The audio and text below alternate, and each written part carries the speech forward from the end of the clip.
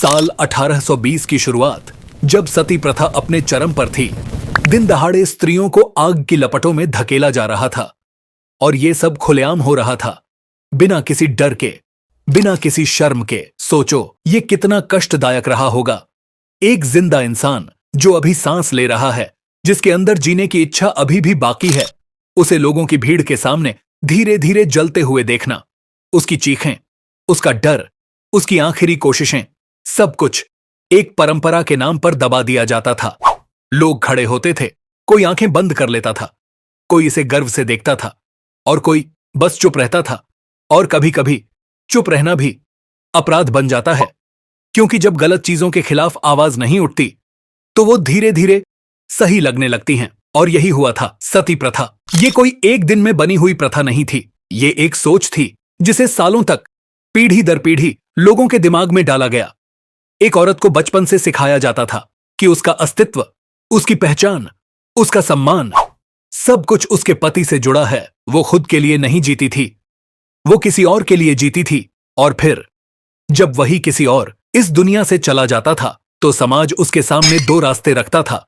या तो वो पूरी जिंदगी तिरस्कार, अपमान और अकेलेपन में बिताए, या फिर एक ही पल में पवित्र बनकर मर जाए।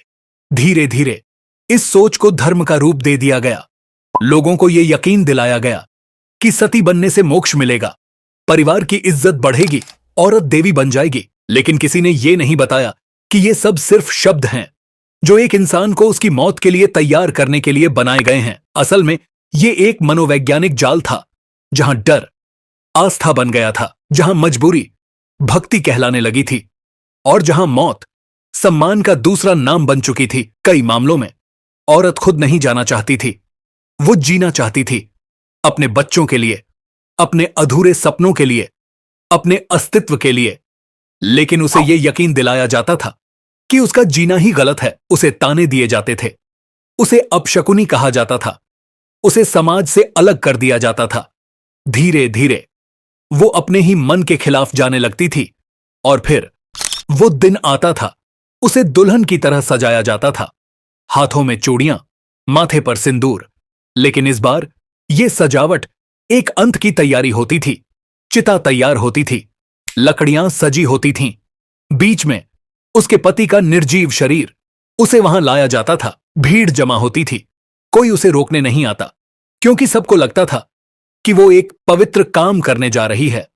उसके कदम रुकना चाहते थे, उसका दिल भागना चाहता था, लेकिन पीछे खड़ा समाज उसे आगे बढ़ने पर मजबूर करता था। कभी वो खुद चढ़ती थी, लेकिन ज्यादातर उसे चढ़ा दिया जाता था। और जैसे ही आग लगाई जाती थी, पहली लपट उठती थी, और उसके साथ उसकी पहली चीख। वो उठने की कोशिश करती थी, बचने की कोशिश करती थी, लेकिन हर बार उसे वापस उसी आग में धकेल दिया जाता था। ढोल नगाड़ों की आवाज उसकी हर चीख को दबा देती थी, और बाहर खड़े लोग इसे मोक्ष का नाम दे रहे होते थे। ये सिर्फ एक हत्या नहीं थी, ये एक ऐसा सिस्टम था जिसने हत्या को धर्म बना दिया था। सालों तक ये चलता रहा। हर बार एक नई औरत इसी तरह खत्म कर दी जाती थी, और हर बार समाज इसे सही ठहराता था। लेकिन इतिहास हमेशा चुप नहीं रहता। एक समय आता है जब सवाल उठते हैं, और यही हुआ जब राजा राम मोहन राय सामने आए। उन्होंने इस प्रथा को सिर्फ देखा नहीं, बल्कि समझा और इसे जड़ से चुनौती दी। उन्होंने कहा कि कोई भी धर्म जो इंसान की जान ले, वो धर्म नहीं हो सकता। उन्होंने समाज से सवाल पूछे, बहस शुरू की, लोगों को सोचने पर मजबूर किया। विरोध हुआ, उन्हें गलत कहा गया, उनका मजाक उड़ाया गया। लेकिन इस बार सवाल दबे नहीं। धीरे धीरे लोगों को एहसास होने लगा कि जिस चीज को वो सालों से सही मानते आ रहे थे, वो गलत भी हो सकती है। और फिर 1829 में लॉर्ड विलियम बेंटिंक ने सती प्रथा को कानूनन अपराध घोषित कर दिया। एक कानून बना, और धीरे धीरे यह प्रथा खत्म होने लगी, आग बुझने लगी। लेकिन यहां एक बात समझना जरूरी है, सती सिर्फ आग में जलना नहीं था। सती एक सोच थी, एक ऐसी सोच जहां औरत की जिंदगी उसकी अपनी नहीं होती। आज शायद वो चिताएं नहीं जलती, लेकिन क्या सच में सब कुछ बदल गया है? या फिर वो सोच आज भी किसी और रूप में हमारे समाज में मौजूद है? जहां औरतों को आज भी अपने फैसले खुद लेने की आजादी नहीं मिलती, जहां उन्हें आज भी समाज के डर से जीना पड़ता है। क्योंकि सच ये है, इतिहास हमेशा खत्म नहीं होता, कभी कभी वो बस अपना रूप बदल लेता है। और जब तक हम उस सोच को नहीं बदलते, तब तक वो आग कहीं ना कहीं जलती रहेगी। और शायद यही सबसे खतरनाक बात है, क्योंकि जब कोई बुराई अपने असली रूप में नहीं दिखती, तब उसे पहचानना और भी मुश्किल हो जाता है। सोचो, आज कोई औरत चिता पर नहीं बैठाई जाती, कोई उसे आग में नहीं धकेलता, लेकिन क्या उसे पूरी तरह जीने दिया जाता है? या फिर आज भी उसे धीरे धीरे अंदर ही अंदर जलाया जाता है? कभी लोग क्या कहेंगे के नाम पर, कभी परिवार की इज्जत के नाम पर, और कभी समाज के नाम पर। उसकी इच्छाएं, उसके सपने, उसके फैसले धीरे धीरे खामोशी में खत्म कर दिए जाते हैं। और फर्क बस इतना है, पहले आग बाहर जलती थी, आज आग अंदर जलती है। पहले चीखें सुनाई देती थीं, आज खामोशी चीखती है।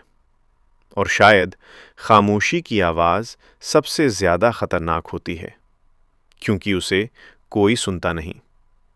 लेकिन एक और सवाल है, अगर वो औरत उस वक्त ना कह पाती तो क्या होता?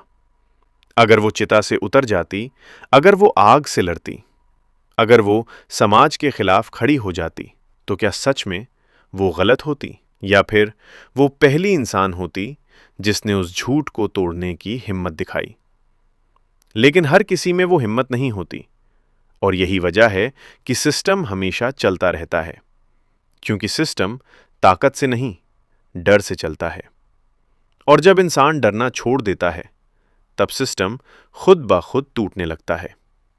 ठीक वैसे ही जैसे उस वक्त हुआ था, जब कुछ लोगों ने सिर्फ मानने के बजाय सोचना शुरू किया, जब कुछ लोगों ने चुप रहने के बजाय सवाल पूछना शुरू किया। और यही सबसे बड़ा बदलाव था, क्योंकि बदलाव कभी अचानक नहीं आता, वो धीरे धीरे आता है। एक सवाल से, एक आवाज से, एक ना से। और फिर वही ना एक दिन पूरे समाज को बदल देता है। आज हम खुद से एक सवाल पूछ सकते हैं, क्या हम सच में बदल चुके हैं, या फिर हम बस ये मान बैठे हैं कि हम बदल गए हैं? क्योंकि सच ये है, अगर आज भी किसी औरत को अपने फैसले लेने से रोका जाता है, अगर आज भी उसे उसके सपनों के लिए जज किया जाता है, अगर आज भी उसे ये महसूस कराया जाता है कि उसका अस्तित्व किसी और पर निर्भर है, तो कहीं ना कहीं वो आग अभी भी जिंदा है, बस उसका रूप बदल गया है। और शायद अब उसे बुझाने के लिए किसी कानून की नहीं, बल्कि समझ की जरूरत है, हिम्मत की जरूरत है, और सबसे जरूरी, सवाल पूछने की जरूरत है। क्योंकि जिस दिन हमने सवाल पूछना शुरू कर दिया, उस दिन कोई भी गलत परंपरा ज्यादा देर तक टिक नहीं पाएगी। और शायद वही दिन होगा जब सच में ये आग पूरी तरह बुझ जाएगी।